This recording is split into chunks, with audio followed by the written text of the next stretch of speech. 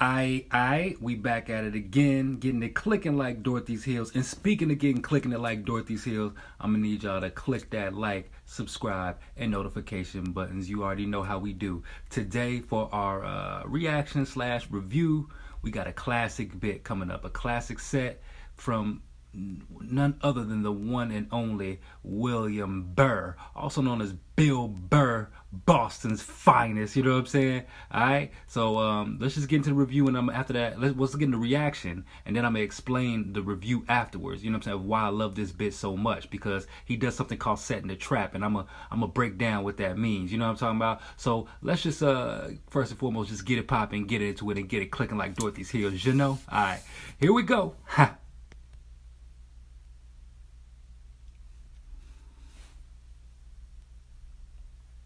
Take a forever for this shit to upload. What's going on? God damn. I know I pay my internet bill. God damn. There we go.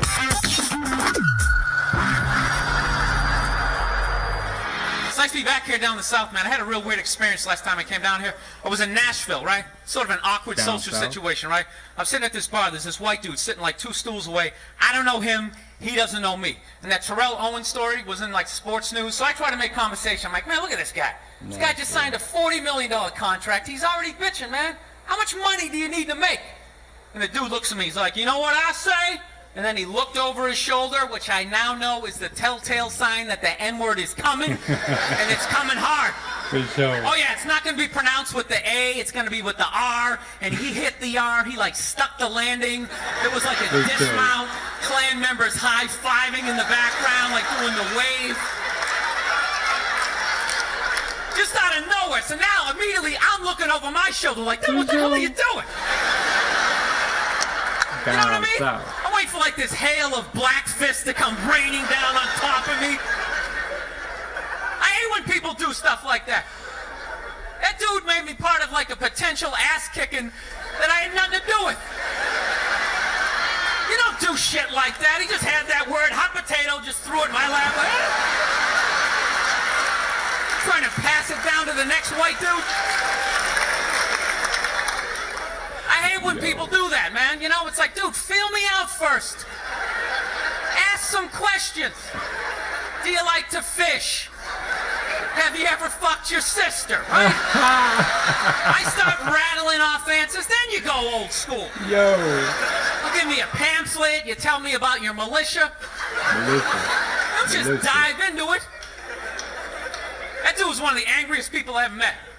I should have known that word was coming, because he was just watching Terrell, right? Anytime I would bring up, look at man, that guy's talking trash, he would just like flip out. He won't shut up! You know those people get like so mad they're not even looking at you? Their eyes are up, you just shut up and play the game! You know what's funny? I don't even like Terrell, but now I love the guy.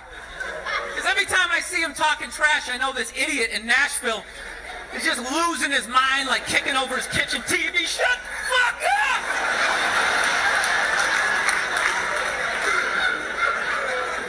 I like violence, man. I am. Not like when it happens to me or if I see it live. I like watching it on TV, you know? Watching people, you know, get attacked by animals. Just get blasted in the face or something, you know? Like, I'm a huge sports fan. You know my favorite, like, moment of, like, the last year was in sports? That Detroit Piston, Indiana Pacer bench clearing brawl. Wasn't that great? Now let's have the comments for you young That was kids. one of the greatest things I've ever seen. I was so confused when I watched ESPN that day. They were like, that was absolutely disgraceful. Basketball fans, it just must be a little. I'm sitting there looking like, I'm a basketball fan. I loved it. I thoroughly enjoyed watching out-of-shape civilians get the shit kicked out of them by professional athletes. It was fascinating. And I think as sports fans, we kind of had it coming, right? Because how many times you go into a game, right? You got a little too drunk, you started screaming at some dude on the field who could clearly kick the shit out of you, right? If you saw him in the parking lot, you'd be like, hey, can you sign my stamp collection? I think you're awesome. You get in the game, you're all drunk, you're like, you suck, buddy! You're a piece of shit! Boston. That's the And Boston they're in always them. calling him up, come on up here! No, come on up here! Well, they came up there. They did, and they kicked the shit out of everybody. It was great. It was like a cartoon. Yeah. You're like beating up whole rows of people at once, like.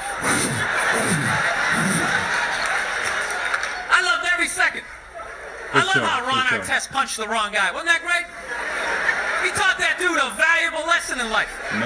When shit goes down, you don't just stand there like you're watching a movie like, wow, it's coming right at me. Must be in 3D or something. That was a 5'6", 110-pound white dude had an angry 6'10" black dude running right at him. That had to have been in his top 3 nightmares all time. Right behind getting his dick cut off and being lit on fire. And he just stood there. He's like trying to explain himself. Well, I still have the liquid in my cup, so there's no way I could. He's an idiot.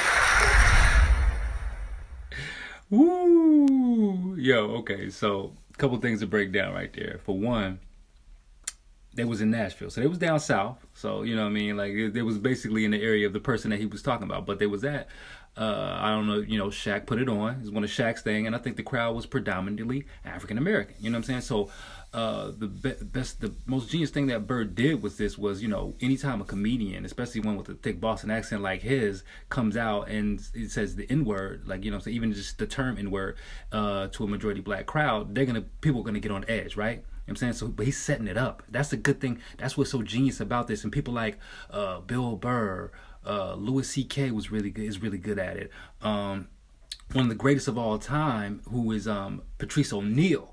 Oh, he's like the best at setting the trap, and you come in with a lot of intensity like you're gonna hate him, and then he flips it and you love him. Chris Rock is really good at it also. You know what I'm saying? These are just some people that are really good at like talking about something that can be very you know, you know, aggressive, not aggressive, but something that's gonna get people in their feels initially, you know what I mean? And then he sets the trap, but then he flips the joke, and now when the audience could have been against him, now he's on their side.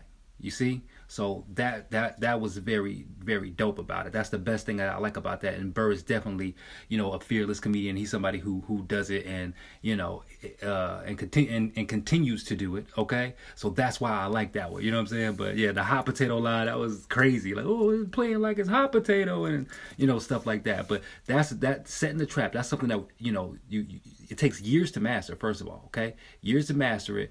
But when you do master it, you know, you can call yourself a comedic expert. So I just want to drop that, you know, and let it know in that reaction and review. You know what I mean? He sets him up and knocks him out the park, and he's one of the best at doing it. So shout out to old William Burr. You know what I mean?